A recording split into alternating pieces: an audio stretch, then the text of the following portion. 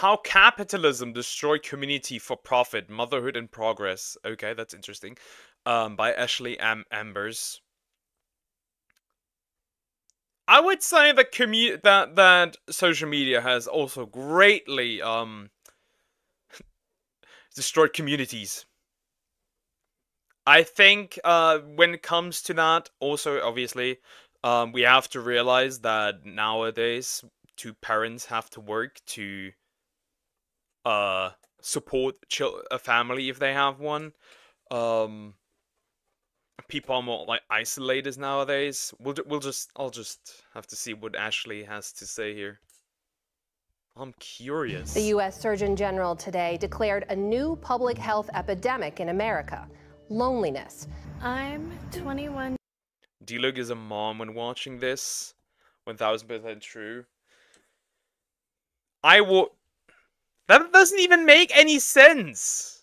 I don't even get the taste to be a taste of being a father. What the heck do you even mean? I think Ashley is a communist. Well, you can criticize. There is certainly problems with capitalism. Definitely, there are problems. There should be limitations to, for example, remember BlackRock and Vanguard? These should never be in the housing market, but they are.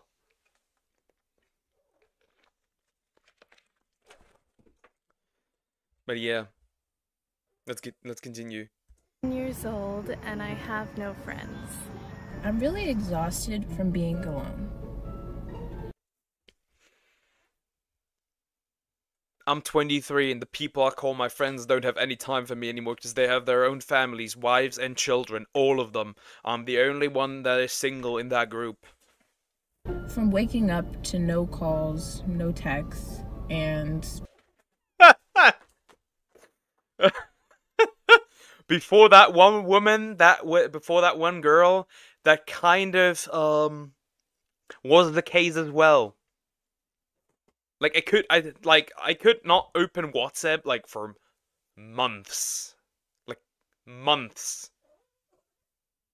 and I wouldn't have missed anything. I mean, Poker has to babysit everyone in chat, so I kind of understand what Raven means. Well, I have been babysitting a lot in the past. I have been babysitting a lot. no checkups. People don't have time for each other. Like, it's just something that I think about a lot, how capitalism robs us of our time, and how even in our leisure time, we're constantly turning to social media or streaming services. Guys, I've been thinking, and for real, we need to be going out more. Like, what are we doing? We need to be going out. The rate of living alone, that's risen consistently for the last, like, 60 years. I don't want to live alone, because then I would truly just, like... This would be a disaster. This would be a disaster for like, socializing. This would be an absolute disaster. And for going out, I'll just go to the cafe, that's it. Like, there's nothing around here that you could go to. There's the occasional small art gallery. Like, there's small art galleries occasionally where I like to go to, but, these are usually also pretty much empty. Americans, we've removed everything we actually need in daily life, like exercise, talking to friends, connecting with people, spending time with our kids. We've taken all of the naturally occurring things out of life. Parents have a hard time getting their kids to socialize because nowadays, the way that capitalism is, we've made it so that the only way to have socialization of your children is to pay for something. How much capitalism and consumerism overall benefits from us being lonely, individualistic, and not part of communities. The solution to all of our problems has been sold to us as, just go buy it. So much of our struggles as parents, feeling like we're bad parents, feeling like we're irritable, like we're impatient. Yeah, when it comes to when it comes to like parents, it's like, so I can only go like from the view of somebody who like doesn't really have won't have children, so I can only go from my perspective as somebody who doesn't have that or won't get that. I see a lot of parents that would rather spend time with their with their kids. For example, I know women that want to be a stay-at-home mom, but they can't, so they have to go to work. I know women that like to work, but they would also like to stay at home with their children the first few years. They can't do that either. I know a bunch of fathers that would do the same, but they can't because we need two incomes nowadays. It kind of sucks. It really sucks. Like, you know, we're touched out, we're overstimulated. Like, so much of that we are made to feel as though that is a failing on our part, when really it's a failing on society's part. Capitalism in its heyday brought us the highest standard of living the world had ever known. Its focus on efficiency and scale allowed us to spread our wings and create the lives in which we desire. In doing so, capitalism removed our need to rely on others, as for the first time in history, we could fend for ourselves independently. But this breakdown of community in capitalism's quest to commodify everything has led to family relations dissolving. And now in a world where we are arguably more connected than ever, we find ourselves lonelier than ever. I don't feel that. If we're connected more than ever, why did I struggle so much to find a girl? I don't know. Like, I think we know more people than we did in the back in the day, but there's less what's the word? Less strong connections being made. Is I think what the big problem here is. This leaves us wondering if we can maintain this economic growth-based society without losing touch of each other completely. So let's talk about it. How the nuclear family was created to monetize and isolate individuals, how in 2024 we found ourselves in a loneliness epidemic, and what we can do moving forward to get ourselves back to a social society.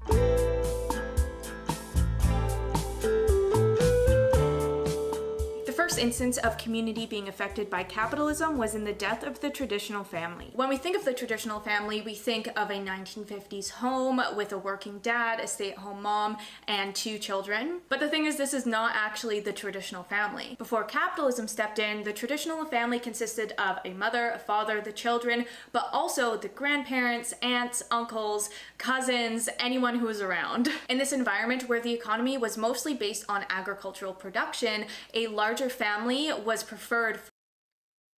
Yeah, I remember that. I look at my grandparents and I realize that they were living all in one house. That was crazy. I can't even imagine that being possible nowadays. For survival. Whoever was willing and able to stick around on the family farm stayed, as the land was their source of economic success. Both males and females, old and young, contributed in various ways for the survival of the household, whether that was working in the fields, taking care of young children, or working on goods for sale. The family of the Middle Ages was an all-encompassing social unit, bound together by the need to survive economically. The biggest change to this family dynamic was after the Industrial Revolution, which Yeah, families back then were bigger. They were just straight up bigger. I wonder if families would work together nowadays, how that would change the dynamics.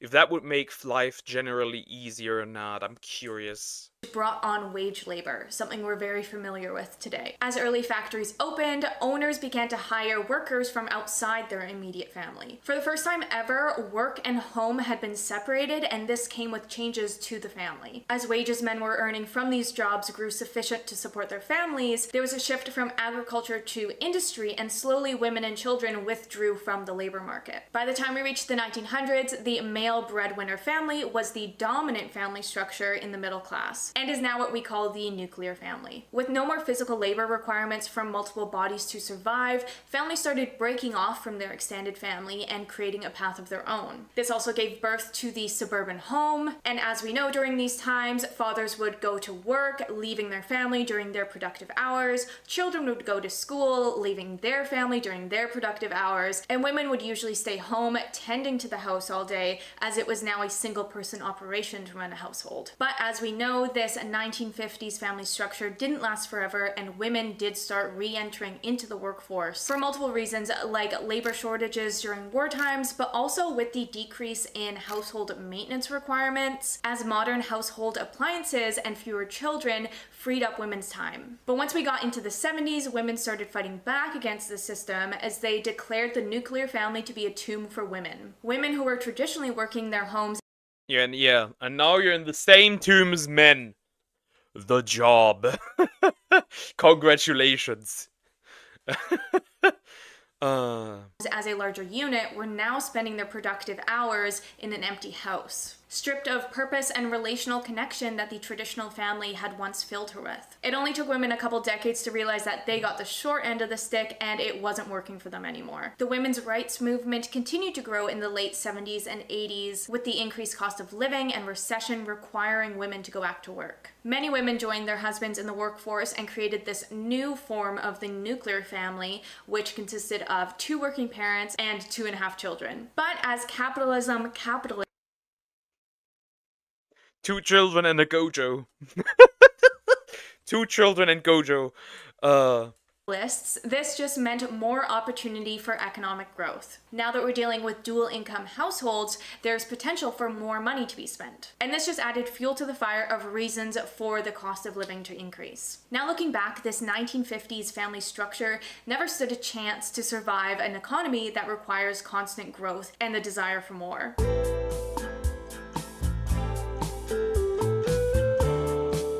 The optimization of the consumer. I mean, they turn everybody and anything into a product. If it's free, you're the product. Yeah, it's just odd.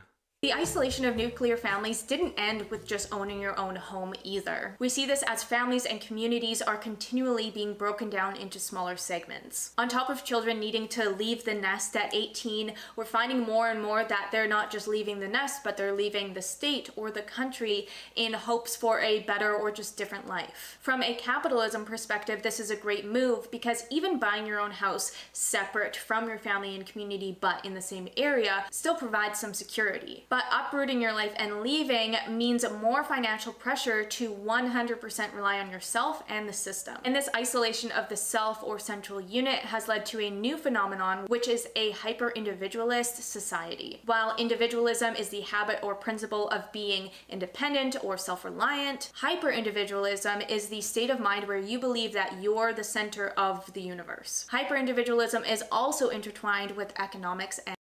Interesting. So individualism is like okay, but hyper-individualism is pretty much me. Guess I don't have hyper-individualism. Because it's not me, it's literally everybody else. and consumption. It represents a shift from a cooperative and mutual support system to a money market-based goods and services provider system. This means that people stop relying on others and start relying on economic stability as a support system. People realize that they believe money is the primary source in their life, and as long as they are receiving that money, they will be complete. I really am not like these motherfuckers. I am really, really odd. Because I don't give really... If it is enough money to support me and the people I love, I don't need more. Pitch, I would have burned $1 billion for a good loyal girl. I really don't give a rat's ass about this stuff.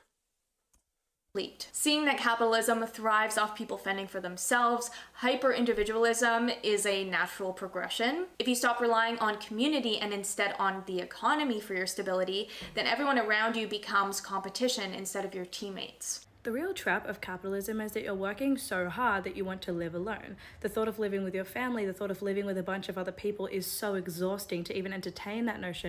That kind of sucks. Like, that kind of sucks. Like, I work hard not for me. Maybe I'm just weird, but I work hard not just for me. I work hard so everybody else can have a comfortable life as well. I don't know. That never, that does not sound compelling to me. That does not sound like something I want. You need your peace, you need your quiet, you need your isolation so that you can have your morning routine, your night routine. You don't want to cook with someone else talking to you in the kitchen. You don't have any energy left over. So to afford this lifestyle, you work more and more and more. And the more you work, the more isolation you crave. And therefore, the more expensive your requirements become. Whereas if you worked half the hours, you might have double the energy and be able to live with double the people and pay half the rent. You might find you no longer need such a rigorous morning and night routine. You no longer need so much peace, so much quiet, so much isolation, and you don't even need as much money. Hyper-individualism is also great for the economy because it creates the perfect consumer. We saw this first with the creation of the nuclear family. When living as single-family units, everyone needs one of everything. Every family needs their own home, their own car, their own TV, their own toaster. Many things that are used once a week, once a month, maybe even once a year, still need to be bought by every household despite the lack of use for the odd occasion that you use it. For example, when living in the traditional family, you could get away with owning, say, one hammer for all the 20 people in your family, instead of 5 hammers for every nuclear family of 4. And those extra 4 hammer purchases is what drives economic growth. As you can see, the more we separate ourselves from others, the more we need to buy to support ourselves. Like I said, hyper-individualism puts a lot of value on money as the primary source of support in life. As long as you have money, then you don't need community, and so it's sort of an endless cycle of buying your way out of community and then not having community, so you need to buy more of your independence, which means you're losing out on more community. And as time went on, we also know that technological advances have separated ourselves from others even more. For instance, with the rise of online shopping versus trips to the mall. Shopping in outlet malls, which once represented a gathering place for both young teenagers and elderly people alike, are closing, left vacant, or struggling to survive. Even window shopping can be I mean, as somebody who doesn't like to go out, that would probably force me to go out if the online shopping option wasn't a thing. But at the same time, I don't even buy enough that it would warrant to go out. Like, I don't really buy anything. Like, I can go months without buying anything new. Be done without spending money, making malls a no-cost public space conducive to conversation and simple hangout.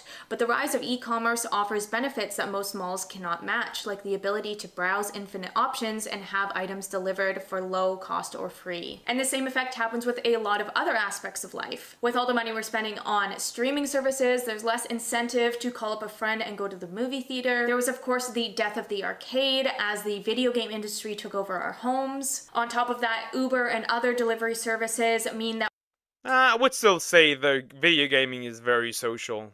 Like, sure, if you're somebody who likes to play single-player games, I guess that's a different story, but you wouldn't have that in an arcade anyways. That we don't even need to go to the store for our groceries or other goods. And I'm not saying that this is all necessarily bad. I have an Amazon Prime membership like everybody else, but these advances did take away a lot of our natural opportunity for social interaction. We went from a society that lived off of micro interactions with strangers to one that can fully opt out of social interactions if we desire. Squeezing out every last penny. If you take more look at like taxes, you pay more than just your income tax. Like far more. Only like single players. Yeah, I know, I'm aware. That's pretty obvious. In recent years, the flaws of this system have been brought to light as the standard of living has started to succumb to capitalist greed. A lot of us are feeling the financial squeeze right now of this economy, and for some of us, that almost feels like the nail in the coffin for our social lives. As financial pressure grows, people don't have as much time to see each other, and maintaining friendships gets increasingly more difficult. It's hard to see people when you spend all your time working multiple jobs, commuting to a city further away for a better paying job, caring for children alone, phone, and all the basic tasks required to run your household on your own. A big change we see in the way we spend our time in recent years is with the increase in side hustles. These tough economic times mean that for a lot of people, the 9 to 5 isn't cutting it anymore, and they need side hustles to make ends meet. I know I'm probably just being so dramatic. Yeah, but nothing degenerate. Don't sell your panties online. We learned that in the last video I reacted to. Don't, like the video yesterday. And don't start an OF. Thank you. I only play, never trust a friend on Minecraft. Understandable. I'm eating Oreos right now. Enjoy your Oreos. I only play single-player story mode games. Understandable. Me too. Or games where you can just utterly grind your life away. True story mode is great. Depends on the game. Dramatic and annoying, but this is my first job, like my first 9 to 5 job after college, and I'm in person, and I'm commuting in the city, and it takes me forever to get there. There's no way I'm gonna be able to afford living in the city right now, so that's off the table. Like, so it literally takes me, like, I leave here, like, I get on the train at 7:30, and I don't get home till like 6:15 earliest, and then like I don't have time to do anything. I want to shower, eat my dinner, and go to sleep. I don't have time or energy to cook my dinner either. Like, I don't have energy to work. Yeah, that's just how it is. I've seen it also more and more where like people are already like too old to work. They go around and start their side hustle, which is collecting bottles. Not a good thing. I love capitalism. I love having money and property of my own. I like having money to the degree where I can live without without struggle. But to me, it's not the end all be all. I don't give that much of a rat's ass about it.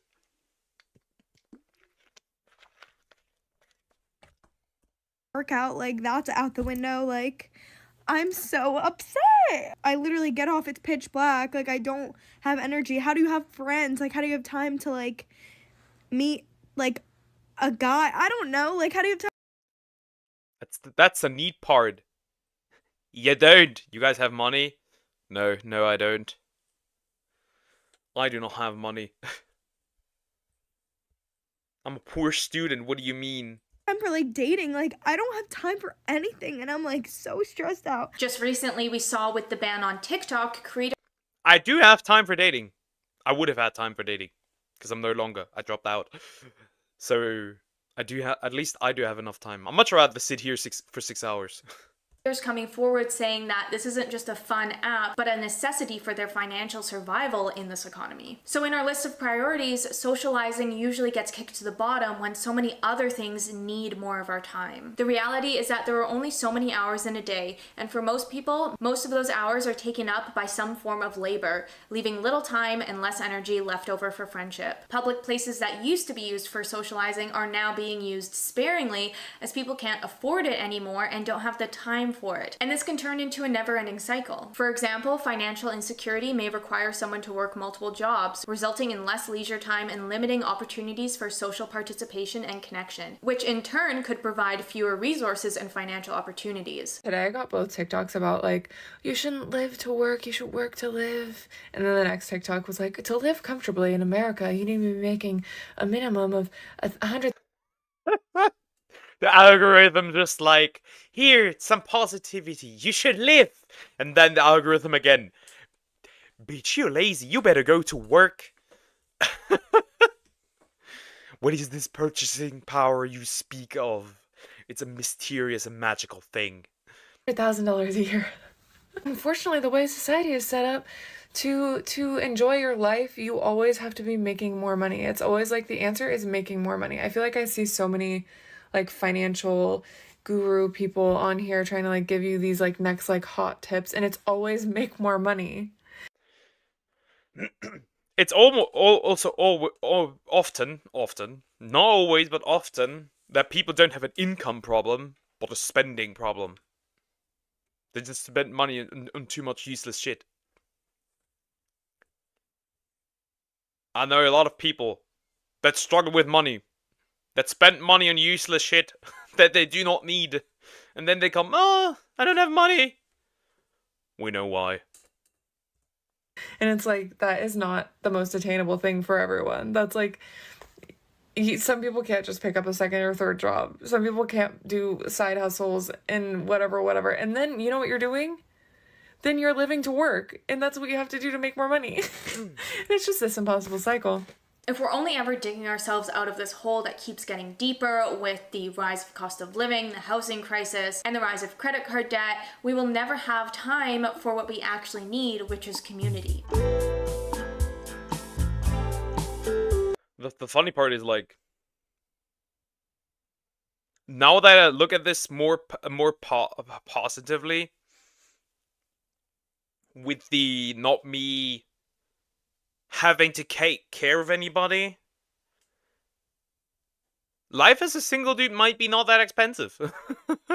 Are saying that the 100 times Pokemon card packs was a bad purchase? I guess, yes. But if I use these things, I'm happy, I live. Yeah, just don't let the buying useless things, get out of control. The loneliness epidemic, now we're talking. All of this has led us to what is now called the loneliness epidemic. Last year, the United States Surgeon General released an advisory calling attention to the public health crisis of loneliness. A 2022 study found that when people were asked how close they felt to others emotionally, only 39% of adults in the US said that they felt very connected to others. Almost half of Americans. I don't. I don't really feel connected to others, and that's mostly a problem because I fell out of society the moment that breakup hit me. So I'm kind of like the old community that I'm part of, technically still, like I'm like half the person because everyone else is married and has kids. So I'm like half the person in that thing, and everything else I don't fit in. Because I don't fit in with the majority of people to begin with. So I'm kind of like, what are we doing here? Having 3 or fewer close friends. I have no close friends, currently. Not that I think of. In 2021 reported having 3 or fewer close friends. Only a quarter reported the same in 1990. This has been on my mind a lot recently, because I've realized that every single girl I know in my life, every woman in her 20s that I know, has been feeling lonely lately for some reason. I'm tired of feeling like my conversation is a burden to someone else's life. I'm tired of driving around for hours and wishing someone was in the passenger seat laughing with me. I'm tired of wondering what it is about me that makes me the problem. Recently, my life has been consumed by Now that was a bit too real, for my tastes. loneliness. I spend 6 out of 7 days a week alone, without any human contact. The only day I see and speak to people is when I'm in the office for work. My friends and family are all at different stages of their lives to me. Some have a partner, some have a house, some have a baby, and some have all 3. Then there's me, a 26-year-old who's renting a flat, working full-time, and has a crippling phone addiction. So clearly people are lonely, but it does raise the question of what qualifies as being lonely. You might think that it's just from being alone, but social isolation and loneliness aren't actually the same thing. Loneliness has been defined by mental health professionals as a gap between the level of connectedness that you want and what you have. It's not the same as social isolation, which is codified in the social sciences as a measure of a person's contacts. Yeah, then I definitely also fall into that category of loneliness. Yeah, I would say so.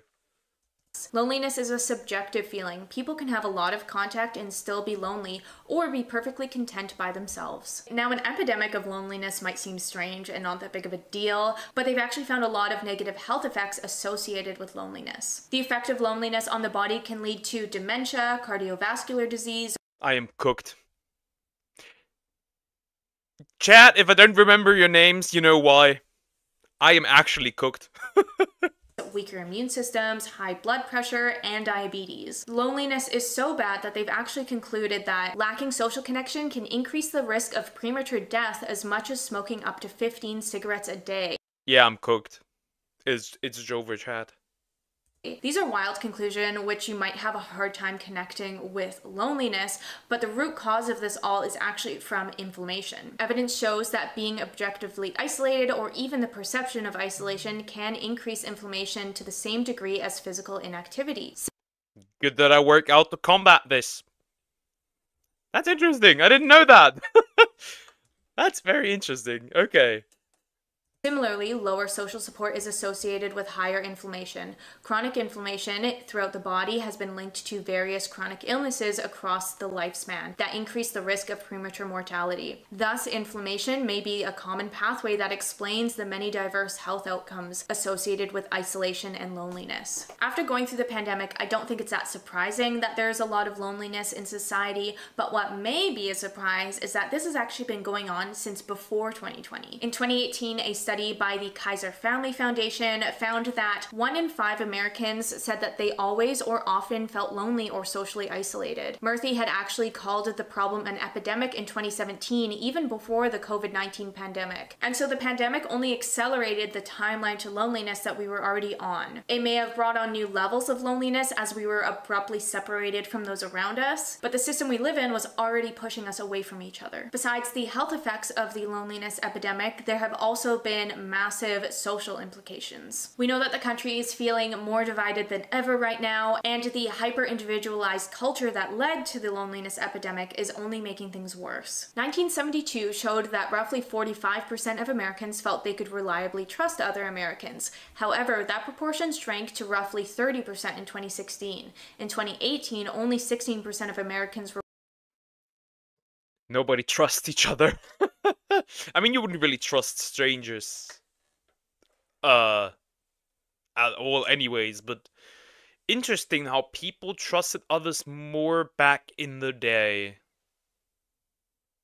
I wonder if this if the reason for that is that we have more and more bad news around the world.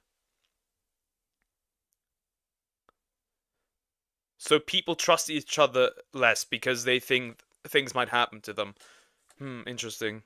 Reported that they felt attached to their local community. The problem with isolating into smaller and smaller groups is that it reduces empathy for others and increases indifference. Instead of seeing each other as assets to the community, they turn into strangers and competition. Living integrated with society helps get us out of our own heads, helps us with our daily struggles, and even reduce the rat race. Being on our own can make us feel like we're falling behind, we're not good enough, which leads to villainizing others. When we're able to connect with Yo, Chad, I'm so happy. Why are you happy, No Hawk? I found the one for me. W and Chad. That is crazy. Congratulations. She was so relatable. Oh, that's cool. Congratulations. You like long videos. That I kind of feel like, but I'm scared I'll mess up. You're not gonna mess up. I believe in you. But congratulations, you got something that I will not get. Congratulations, man. And may it last, and may it work and last. Maybe it's mad because of the timeout. Nah. Hey, you didn't even get a timeout. The fuck you mean? But congratulations, man. W. Strangers, it humanizes them and increases our empathy because all of a sudden they're in a way part of our group. I think a lot of us have been feeling this disconnect with community and maybe thought we were the only ones. We see so much socialization on social media that it can feel like we're the only ones who haven't gone back to a normal life since the pandemic. But we're finding more and more that social media is less of a platform for people to share with their friends and more of an influencer platform. It's more a platform for beating each other's ass. Nowadays, like, Twitter is just people beating each other's ass over and over and over again. It's really just like, you could just go into some comment section, make yourself some popcorn, and just eat while reading it. Uh,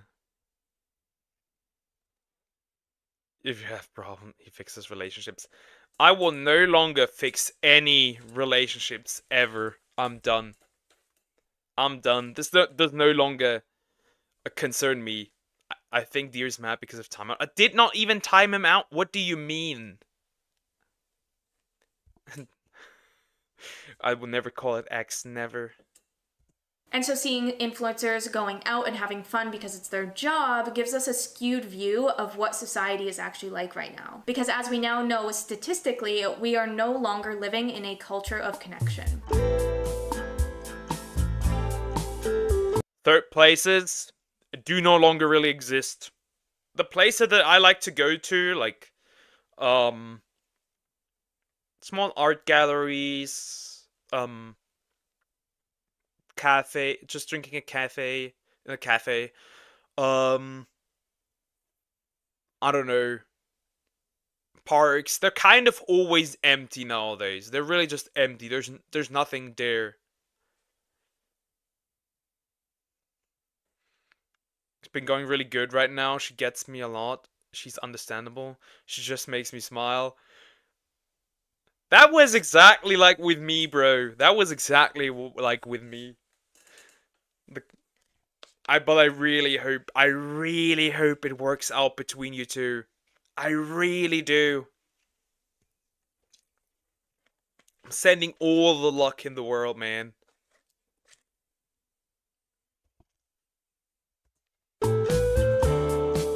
Moving on to the positive, let's talk about what solutions we have for this situation we found ourselves in. The most popular solution in this battle of loneliness is the increase of third places. If you didn't know about third places, they are public spaces crucial for neighborhoods as a space to integrate, gather, meet, and talk, often with little to no cost of entry. If the first place is home and the second place is work or school, the third place is a place that you can socialize with people who are not found in either. There's not many places, neighborhoods and cities where it's super easy to walk everywhere, where you can get a lot of natural exercise, whether it's walking to and from your house or to the grocery stores. This just doesn't exist for most people now, so you have to wake up early or on your lunch. True. Like, I imagine, like, running those 10 kilometers every day.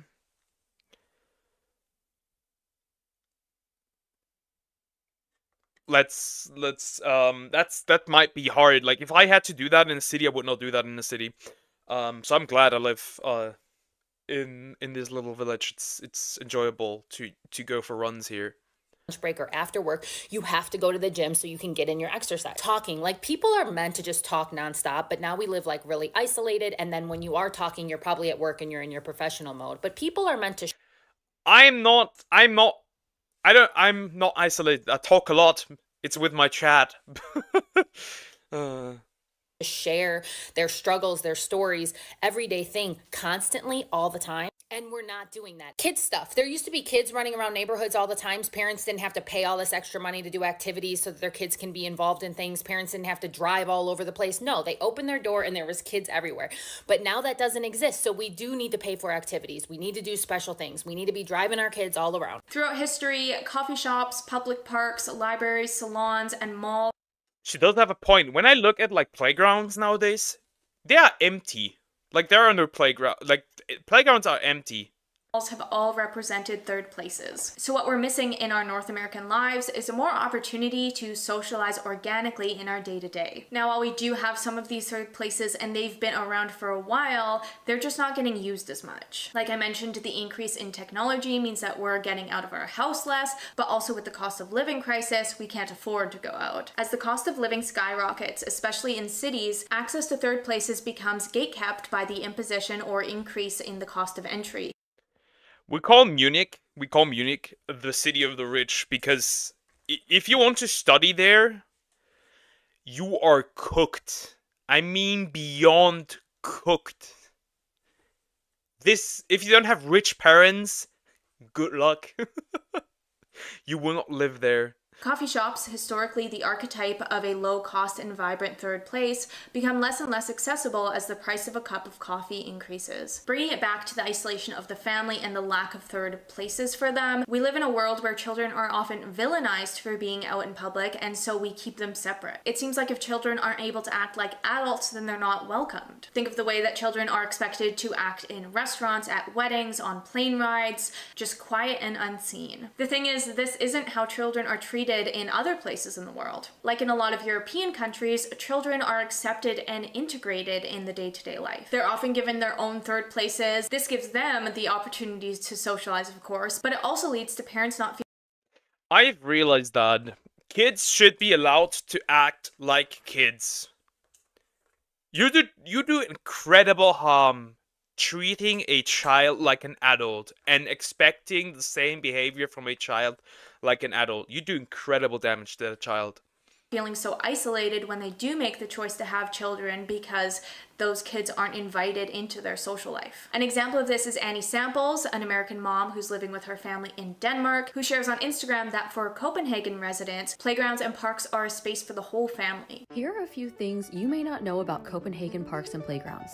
Most Copenhageners live in apartments, so our It hurts. It hurts. I don't want to see families. This hurts.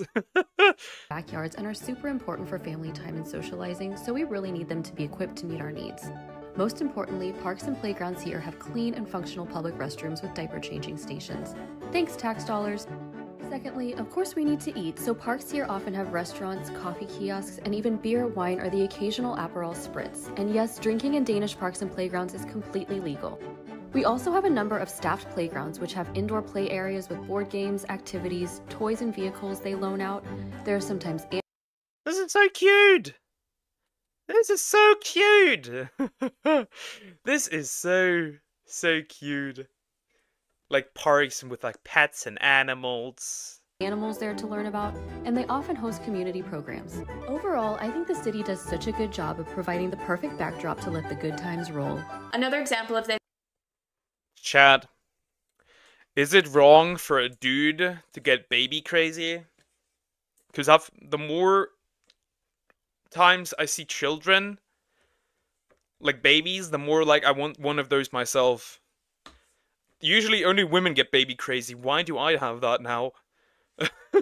This is the Norwegian Railway, which have family-friendly cartridges with room to park strollers, play areas for the kids, books to read, and TVs with kid shows playing. The family-friendly train includes children in the travel experience, accommodating for families, and making them feel comfortable for the duration of the trip. American mom Kelly Clancy, who took this train, said that instead of quietly sitting still for the entirety of the ride, they can enjoy a developmentally appropriate area where they can climb, play, and make friends. The family train car allowed Clancy and her husband to sit back, relax, and ease the worries that many parents feel when traveling with children, like disturbing child-free passengers. So often, parents become homebodies just because of the society that they're bringing these children into. It can feel like too much work to try and keep your children on their best behavior for an hour in a restaurant, or to put the kids on a plane ride where you know that they aren't capable of sitting down and being quiet for that long. Yesterday I took my kids. Agreed. Just put your kids, if they can't be quiet, just give them somebody who that can watch over. You might want to specify when you say baby crazy, it is 2024. I guess. With baby crazy, I mean, I want to have children. My own children. When I see that shit that I have to, I'm not Diddy. What did I do? Your chat messages are a bit too sexual and kind of make me uncomfortable. To our neighborhood public pool, which has a specific little toddler pool for younger kids that they can play in and feel a little more independent. And they met some other kids and they played for like 2 hours. And then I took them to a restaurant that had a playground outside, and I sat at our outdoor table while they played with other little kids. And then we went home, and the whole time, you know, this whole day, they were calm, regulated, happy kids. And it really made me realize that so much of our struggles as parents, feeling like we're bad parents, feeling like we're irritated, so much of that we are made to feel as though that is a failing on our part, when really it's a failing on society's part. There are not enough third spaces for children. There are not spaces that are accessible to children. And now that I'm aware of this phenomenon of... It's not just spaces. Like, even if you look for apartments here in Germany, right? They specify that you better not have children, because if you have children, you won't get that. It is crazy. Of isolating children. I've been taking note when environments are actually welcoming to kids. One instance of this was a brewery in the Lower Mainland here that actually created a kids corner so the parents could sit and enjoy their beers in peace. You can bet that this was a huge hit with parents, as it's such a rare occurrence to find an establishment that's both accommodating for the parents and the children. Mind you, I didn't get the chance to go before the BC liquor branch shut it down, because apparently the kid-friendly area is not compliant with regulations in a liquor primary service area, which is a little bit ridiculous, but while it was around, people loved it. With all that being said, if cities could just create infrastructure that integrated children into the world instead of forcing them to be hidden away, the whole family would get more of these opportunities for micro interactions daily. And with that, we could keep the benefits of capitalism that we love without dealing with these drawbacks. Final thoughts! So I know this may have come across as me being anti-capitalist, which I want to clarify I am not. There are, of course... She must immediately clarify that she's not a communist. Love to see it. There are so many great aspects to capitalism, like being able to be self-made, having the opportunity to follow your dreams, and the potential to jump social classes. I just think there are a lot of things missing from our lives that can help balance out the isolation from this capitalist system. As network groups get smaller and smaller, we need to be ever more intentional about building our communities instead of succumbing to the isolation. One of the best things you can do to encourage more third places is to use the ones that you have available in your area. Go to local coffee shops, if only to buy a cup of tea, visit your public parks, go to any... These things are empty around here, that's the problem. Even in summer, they are empty. Like, these things are... Genuinely, there's nothing there. These are empty places. Local markets that are going on. Just try to find activities in your area and join in. And even if it doesn't result in the creation of more third places, at least you're getting out and socializing. As well, as sad as the loneliness epidemic is, this advisory can be really helpful. Once you realize you're not the only one feeling alone, it can give you the courage to reach out to people and maybe rekindle some friendships. And just in a time where it feels like the world is burning and everything's against you, the best thing you can do for yourself is to reach out to your family and friends and fight for connection. Well, that is the end of the video. That was a good video.